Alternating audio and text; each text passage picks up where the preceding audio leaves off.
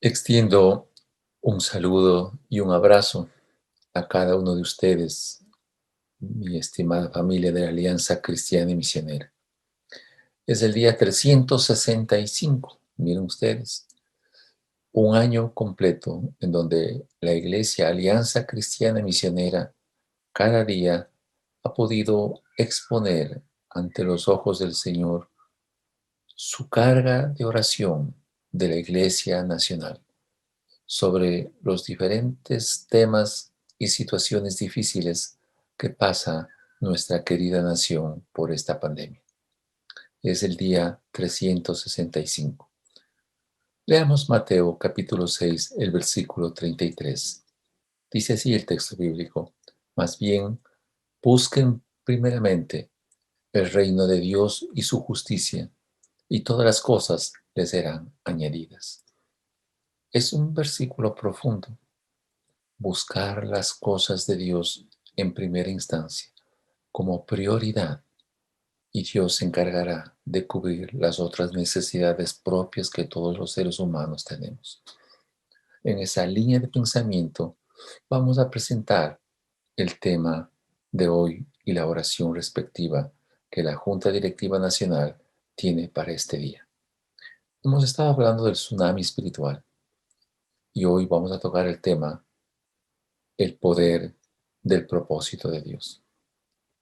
Nosotros, como seres humanos, tomamos decisiones, analizamos, sentimos bajo 5 características que son bien conocidas.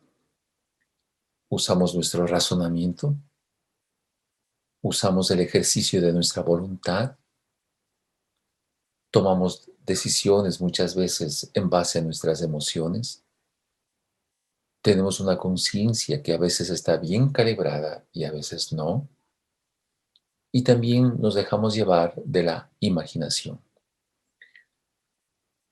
¿Cómo manejar estos procesos de la manera más adecuada? El Espíritu Santo que mora en nosotros, el Espíritu Santo que mora en mí, me tiene que enseñar y me muestra lo que debo hacer, y sin afectar mi libre albedrío y sin afectar el ejercicio de mi libertad, me presenta el Espíritu Santo 5 alternativas para que yo decida. La verdad, el propósito, el amor, la santidad, la belleza. Y aquí está la parte hermosa. Si yo como ser humano analizo y razono, el Espíritu Santo me dice, razona, pero vincula, une tu razonamiento con la verdad. El Espíritu Santo me dice, tú ejerce tu voluntad, pero toma decisiones en base a los propósitos de Dios. El Espíritu Santo me dice, tú tienes sentimientos, emociones. Muy bien, vincúlale con lo que es el amor de Dios. El Espíritu Santo me dice, tú tienes una conciencia y con mi presencia yo le calibro bien. Une tu conciencia con lo que es la santidad de Dios. Como también el Espíritu Santo me dice que yo tengo una buena imaginación, ¿verdad? Sabemos esto como todos nosotros. Tenemos una buena imaginación. El Espíritu Santo me dice, une esta imaginación con lo que es la belleza de Dios. Entonces, aquí me toca a mí tomar una decisión. Habíamos visto la semana pasada lo que dice Juan 8, 31 y 32. Si soy un verdadero discípulo de Cristo, conoceré la verdad y la verdad me va a hacer verdaderamente libre. ¿No es así? Entonces, la llenura del Espíritu Santo se convierte en un requisito sumamente importante para que yo pueda fusionar estos dos universos, por así decirlo. Mi razón, mi voluntad, mis emociones, mi conciencia, mi imaginación, con la verdad de Dios, con el propósito de Dios, con el amor de Dios, con la santidad de Dios, con la belleza de Dios. hay una hermosa coalescencia, estupenda coalescencia entre lo que es la soberanía de Dios, es decir, su ser inmutable, y su misericordia. No se contradicen estos dos aspectos de Dios, pero sí son contrarios. Por su soberanía, y vamos a hacer aquí un análisis muy importante de lo que es la soberanía de Dios y su misericordia. Por su soberanía, Él, por ponerme un ejemplo, me ha seleccionado a mí y me dio características propias. Soy ecuatoriano, soy de este color de piel, ¿no? Soy varón, ejerzo una función como pastor de una iglesia, soy moreno, tengo las características físicas que todos ustedes me están observando. Me dio una forma de razonar y me puso a mí la conciencia de lo que yo debo hacer y hacer. Pero muchas veces nosotros no nos agrada la situación en donde nosotros hemos nacido, el color de nuestra piel, la raza, la condición económica. ¿Verdad que sucede así? Muchas veces decimos, ¿por qué nací en este país? ¿O por qué nací de este color? ¿Por qué nací de esta raza? ¿Por qué nací en el Ecuador? Se suele haber muchas quejas porque no nos aceptamos en la situación que Dios nos ha dado. No nos aceptamos. Y eso sucede en los jóvenes que no aceptan la condición física en la cual cada uno ha tenido. Y caemos en una situación triste. No aceptamos el diseño de Dios. No aceptamos. Yo soy consciente, si soy real, respecto a que mi protesta no tiene sentido. Romanos 9:20 me dice que las vasijas no pueden protestarle al alfarero que porque le diseñó de una manera determinada.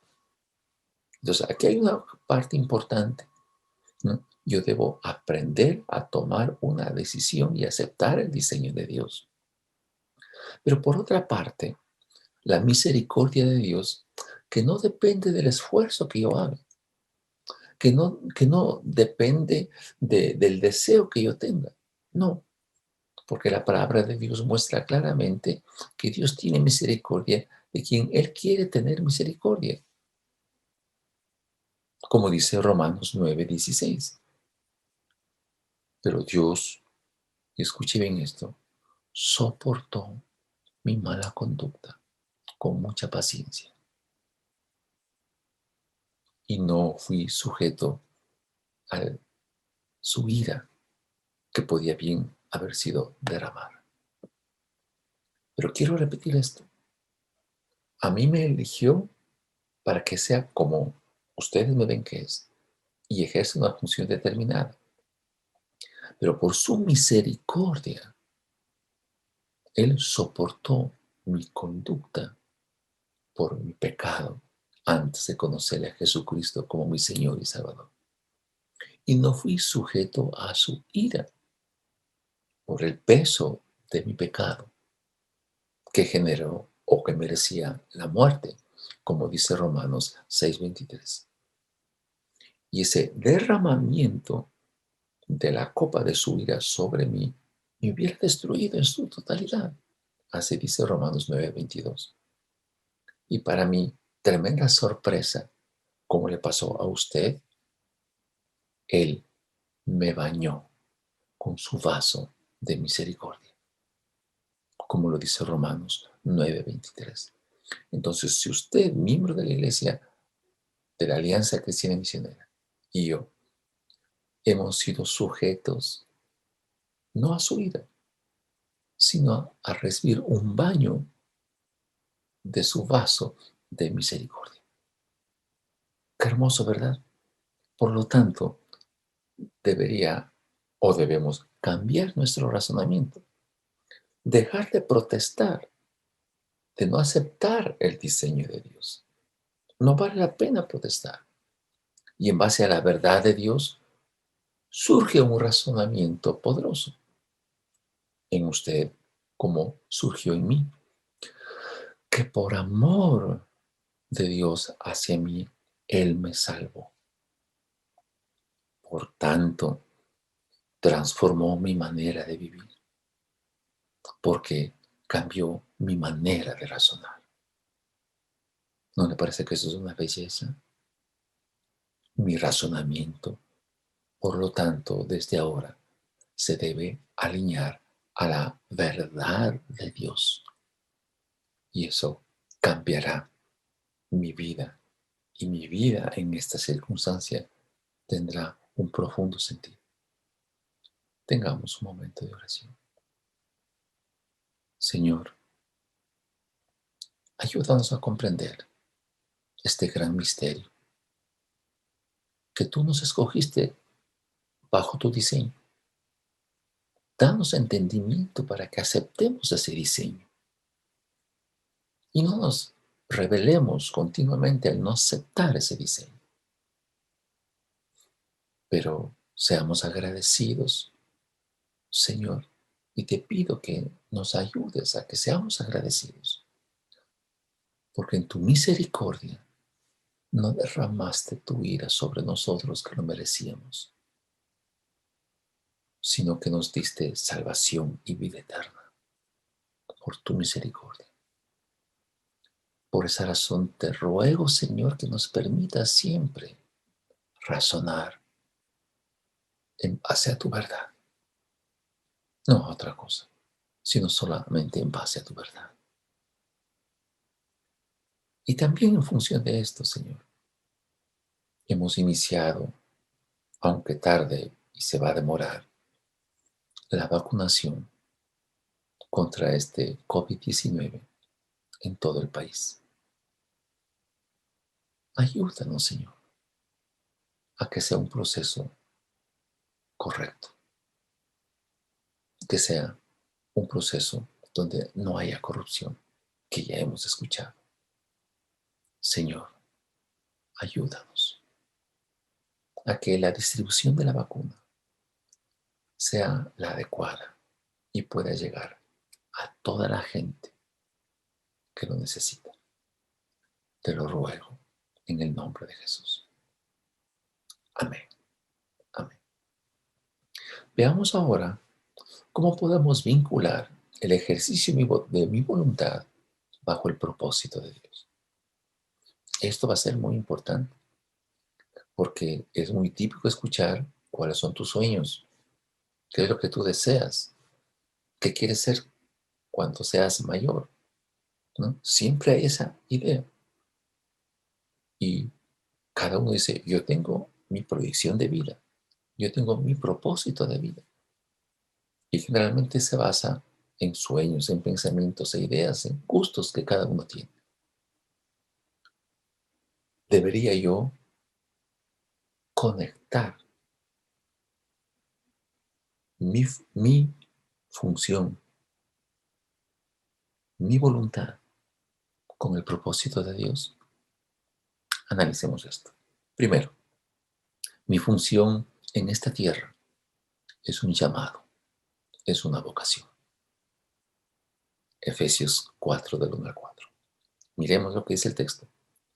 Pablo, yo pues, preso en el Señor, os ruego que andéis como es digno de la vocación que fuisteis llamado, con toda humildad, mansedumbre, soportándonos uno al otro, como fuisteis llamados, dice así el texto, con toda humildad, con mansedumbre, soportándonos con paciencia los unos a los otros, en amor, solícitos en guardar la unidad del Espíritu con el vínculo de la paz, un cuerpo, un espíritu, como fuisteis llamados también a una misma esperanza de vuestra vocación. ¿Qué significado tiene la vocación? La vocación es una forma de vivir. Jueces 13:2. En la versión Biblia de las Américas es muy claro este texto. Dos, ¿qué es la vocación? La vocación es una función que hay que desempeñar. Recuerden lo que le pasó al profeta Amós, Amós 3:1. La función que yo desempeño tiene que hacerse por vocación. Es un llamado. La vocación que yo tengo es por un llamado de parte de Dios. Efesios 4:1. La vocación también es considerada como un proceso que se desarrolla durante toda la vida, ya que se construye en forma permanente. Implica descubrir quién soy, cómo soy y hacia dónde debo ir. Las respuestas a estas interrogantes marcarán, por supuesto, el camino que debo seguir. Los textos bíblicos que se dieron lectura nos permite hacer los siguientes análisis. Pablo no le importó estar preso en la cárcel por efecto del Evangelio para enviar una carta de exhortación para indicarnos dos cosas fundamentales. La primera, la necesidad de caminar con dignidad en la vocación que Él nos llamó. El texto dice que debo andar. Eso implica marcar un camino. Eso implica dejar huellas. Luego el texto me dice que esas huellas que debo dejar, debo hacerlo con dignidad. La función que desempeño, por lo tanto, debo dejar huellas de lo que hago con dignidad para dar gloria a Dios con todo lo que Él ha hecho conmigo. Mi función, por lo tanto, cuando ejerzo mi función, debo hacerlo con humildad.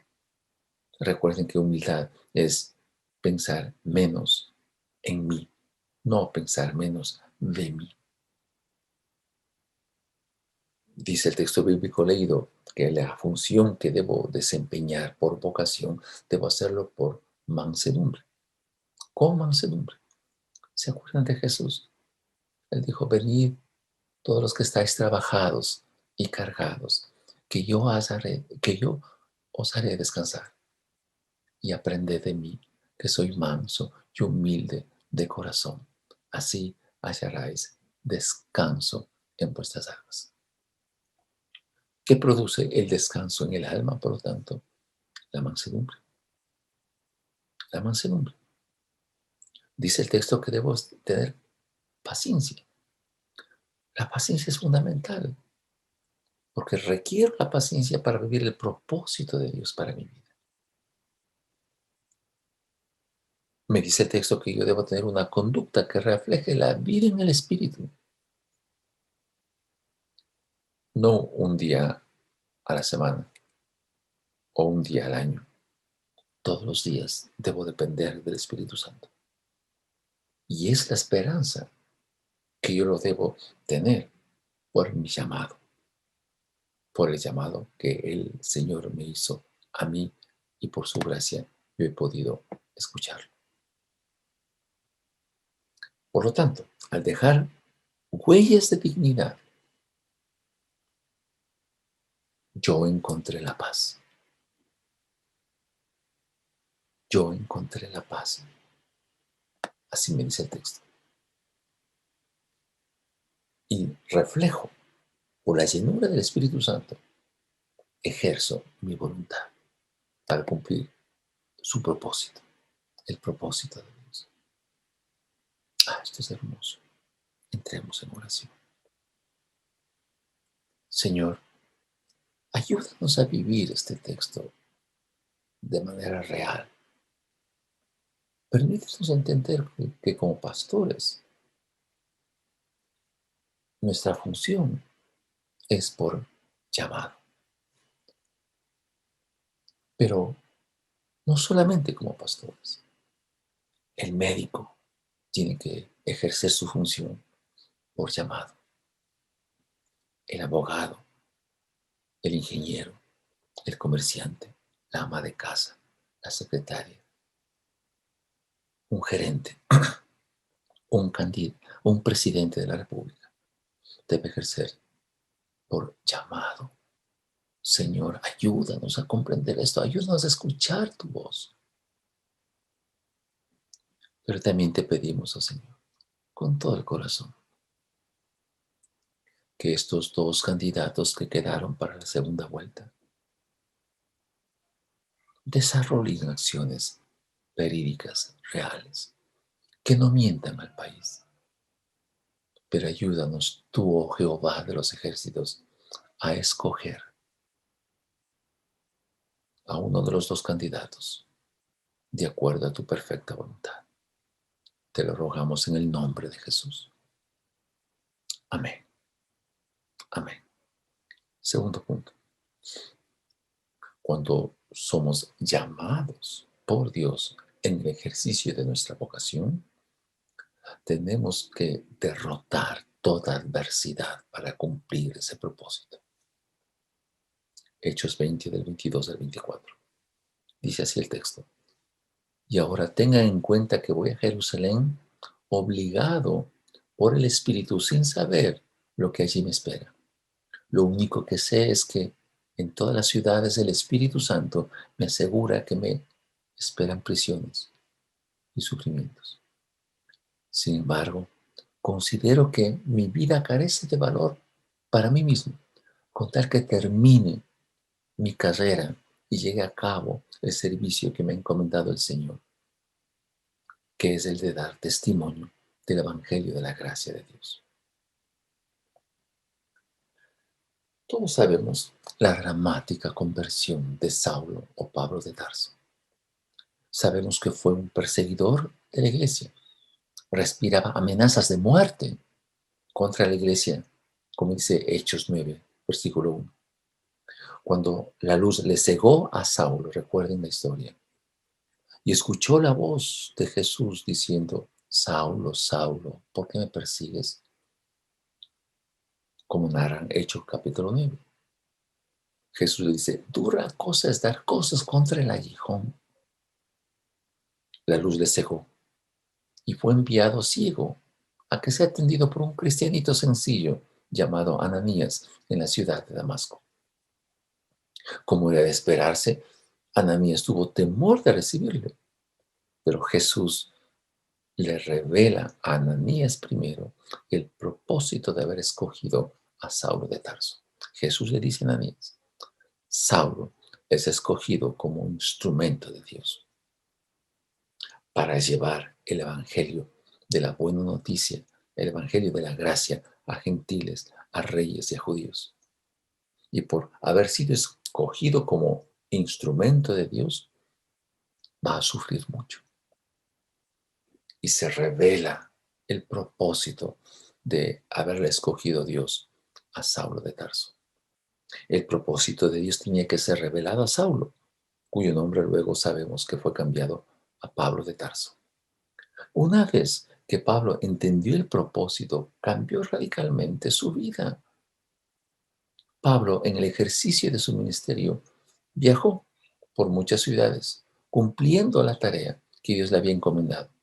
Y entre uno de sus viajes decidió regresar a Jerusalén, en donde le esperaba dolores y sufrimientos, como narra la lectura de Hechos 20 del 22 al 24.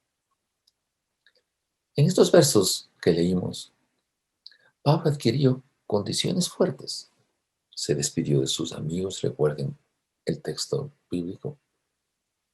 Y Pablo sabía que si se iba a Jerusalén, le esperaban muchos padecimientos. Pablo no le asustaba el sufrimiento o inclusive el riesgo de perder su propia vida en su responsabilidad de cumplir el propósito de Dios. A Pablo le interesó sobremanera dos puntos importantes. Uno, terminar la tarea encomendada por Dios con sumo gozo. Y dos, sabía muy bien la tarea que iba a hacer, y es dar testimonio del Evangelio de la gracia de Dios a gentiles, reyes y a los judíos. Cuando una persona sabe el propósito de Dios para su vida, luchará de manera incansable para conseguirlo. Y si tiene que morir por ello, estaría listo para hacerlo. ¿Cuántos Pablos se requieren en los tiempos actuales? Pero el grave problema es que una buena parte de cristianos evangélicos, o tal vez pastores, no sepan bien claro cuál es su propósito. Note que Pablo iba a entrar a la boca del lodo, del lobo, perdón, al entrar a Jerusalén. Pero él tenía un solo interés: terminar su carrera con gozo. La tarea que tenemos dada por Dios es para cumplir lo que nos ha mandado. No en angustia, no en desesperación, sino con gozo, con paz, aunque a veces se tenga que pasar por muchos dolores y sufrimientos. Oremos. Señor, cada miembro de la iglesia de la Alianza Cristiana Misionera, cada varón, cada mujer, cada pastor, danos conciencia de que si hemos recibido un llamado en el ejercicio de nuestra vocación, tenemos que cumplir el propósito tuyo para nuestras vidas. No es lo que nosotros queremos, es lo que tú has preparado para que nosotros lo hagamos. Señor, te lo ruego con todo el corazón. Ayúdanos, ayúdanos, te lo ruego en gran manera a entender esto. Pero ayúdanos también, Señor. Hay hermanos de nuestras iglesias, pastores, que han adquirido este virus. Padre, en el nombre de Jesús, ayúdanos. Y en especial, oramos por el pastor Miguel Mendoza, que es vocal de la Junta Directiva Nacional, que le ha salido positivo en este COVID-19. Dios mío, extiende tu mano y levántale. No permitas que este virus le afecte su salud. Te lo rogamos en el nombre de Jesús. Amén. Amén. Si Dios nos ha dado una tarea, un propósito en la vida, debe siempre haber confirmación de parte de Dios de que nuestra tarea tiene que ser terminada. Segunda de Timoteo 4, del 6 al 8 dice: yo por mi parte ya estoy a punto de ser ofrecido como un sacrificio, y el tiempo de mi partida ha llegado. He peleado la buena batalla, he terminado la carrera, me he mantenido en la fe. Pero lo demás me espera la corona de justicia que el Señor, justo juez, me otorgará en aquel día. Y no solamente a mí, sino también a todos los que con amor hayan esperado su venida. Dice así el texto bíblico. ¿Cuál es la biografía de Pablo? Pablo, antes Saulo, nació en Tarso, Sicilia, en lo que es hoy la Turquía, entre el 5 o el año 6 después de Cristo. Pero Pablo estudió la ley judía, tuvo una instrucción mercantil, sabía manejar negocios. Era instruido en teología, recuerden que era fariseo. Era instruido en el área jurídica, en el área filosófica, en el área lingüística. Sabía arameo, sabía latín, sabía hebreo, sabía griego. Fue el más cruel perseguidor de la iglesia. Luego de su conversión, como dice la Escritura, Dios le usó para que escriba la tercera parte del Nuevo Testamento. Murió decapitado en Roma, como traidor, así le acusaron. en los tiempos de Nerón. De los textos que hemos leído, ¿qué pasó con Pablo? Y al final de su carrera, él sabía que iba a morir. Y antes de morir, era consciente de 3 puntos muy importantes. Su vida ministerial fue sufrida y llena de dificultades. He peleado la buena batalla, dice. He peleado la buena batalla. Qué maravilloso. 2, me he mantenido fiel, dice él.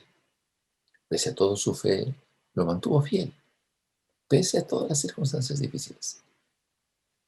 3, terminó la tarea encomendada desde su conversión que tuvo en el camino a Damasco. Esperaba una corona de justicia ofrecida por Dios. Fue consciente de que esa corona le esperaba a todos los que cumplían el propósito de Dios para sus vidas. Pablo, durante su vida, después de su conversión, hizo decisiones fuertes, marcadas siempre en la dirección del propósito. No cambió su rumbo, no negoció su tarea. Todo lo hizo para cumplir lo que Dios le había encomendado y terminar su carrera con gozo, con alegría, pese a las dificultades que pasó. Segunda de Corintios, del capítulo 11, los versículos del 22 al 28, narra él de sí mismo lo que tuvo que pasar. Él dice: he estado en peligro de muerte repetidas veces. 5 veces he recibido de los judíos los 39 azotes. 3 veces me golpearon con varas. Una vez me apedrearon. 3 veces naufragué. Pasé un día y una noche como náufrago en alta mar. Mi vida ha sido un continuo ir y de venir de un sitio a otro, en peligros de ríos, en peligros de bandidos, peligros de parte de mis compatriotas, peligros de manos de los gentiles, peligros en la ciudad, peligros en el campo, peligros en el mar, peligros en todas partes.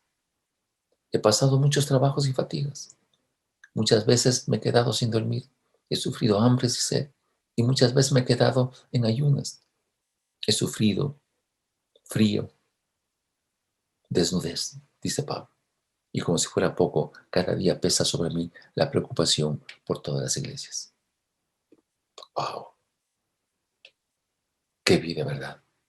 Pese a todo esto, Pablo terminó su carrera con gozo. ¡Qué maravilla! Entremos en oración.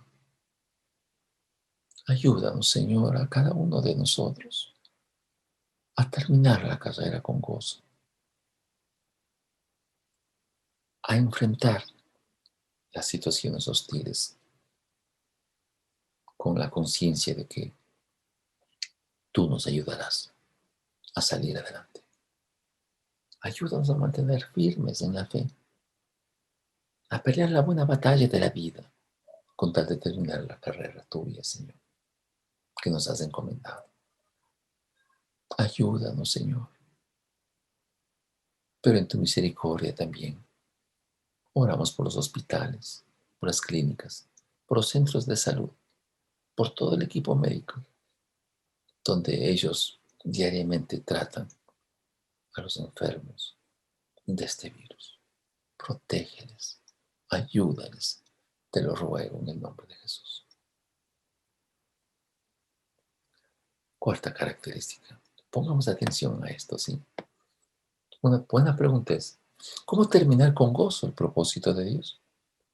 Primera de Corintios 9, del 25 al 27 dice: todos los deportistas se entrenan con mucha disciplina. Ellos lo hacen por obtener un premio que se echa a perder. Nosotros, en cambio, por uno que dura para siempre. Así que yo no corro como quien no tiene meta. No lucho como quien da golpes al aire. Más bien golpeo mi cuerpo y lo domino. No sea que después de haber predicado a otros, yo mismo quede descalificado. Una pregunta importante: ¿cuánto valoramos la salvación recibida gratuitamente por parte de Dios? ¿Cuánto valoramos? La paga del pecado es muerte, dice Romanos 6:23. Y su efecto eterno después de la muerte Nos dice en Isaías 66:24 lo que va a pasar. Los que no han recibido a Jesucristo como su Señor y Salvador y su cuerpo muere, dice la Escritura en Isaías 66:24, serán cadáveres vivientes, todos aquellos que se rebelaron contra Dios. El texto dice que su gusano en su cuerpo nunca morirá y que el fuego que le está quemando por dentro nunca se acabará. Será abominable para todo ser humano. Para la persona que no conoce a Jesucristo es un futuro terrorífico, ¿verdad? Y será eterno. ¿Qué es nuestra vida del cuerpo comparado con la eternidad? Nada. Es una partícula muy pequeñita, la vida aquí en esta tierra con nuestro cuerpo. Cruzamos el umbral de la muerte y nos espera la eternidad. Si hemos recibido a Jesucristo, si creemos en Él y obedecemos sus mandamientos, permaneceremos en su presencia con gozo y alegría por toda la eternidad. Si rechazamos a Jesucristo como Señor y Salvador, la ira de Dios está sobre nosotros, sobre las personas que rechazan a Jesucristo. Así dice Juan capítulo 3, verso 36. O la alternativa que está a nuestro alcance: aceptar a Jesucristo, tener una vida con significado. Pablo dice, si soy salvo, requiero ser disciplinado. ¿Qué implica el creyente? Al creyente en esta vida que tenemos aquí, mientras nuestro cuerpo tenga fuerza y tenga vida. Dice el texto, y de una manera muy clara. ¿Se va a obtener un premio que va a durar por toda la eternidad? Sí. ¿Pero qué debo hacer? Correr la carrera de la vida con una meta bien definida. Un creyente no puede caminar sin metas bien definidas. Yo debo pelear la vida, la buena batalla de la fe, sin dar golpes al aire. Es decir, yo debo pelear, sí, con un blanco seguro. Y debo desarrollar una disciplina rigurosa en el proceso para alcanzar el propósito de Dios. ¿Qué podemos concluir con todo esto? Si mi razonamiento es la verdad, si mi razonamiento es la verdad, mi voluntad es cumplir el propósito de Dios para mi vida. No mi propósito, el propósito de Dios para mi vida. Oremos. Ayúdanos, oh Dios, a comprender que yo debo razonar en base a la verdad y ejercer mi voluntad en base a tu propósito. Sí, Señor.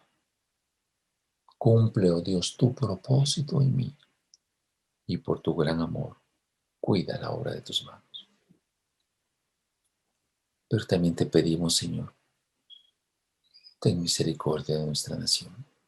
Hay tantos lugares como Loja y otras ciudades del país que se han afectado gravemente por las fuertes lluvias. Señor, extendemos nuestras manos. Te pedimos misericordia. Ayúdanos como país. Ayúdanos como nación. Te rogamos en el nombre de Jesús. Amén. Amén. Sigamos orando. Sigamos trabajando por este tsunami espiritual para la gloria de Dios. En Cristo Jesús. ¿Verdad? Amén. Dios le bendiga. Un abrazo.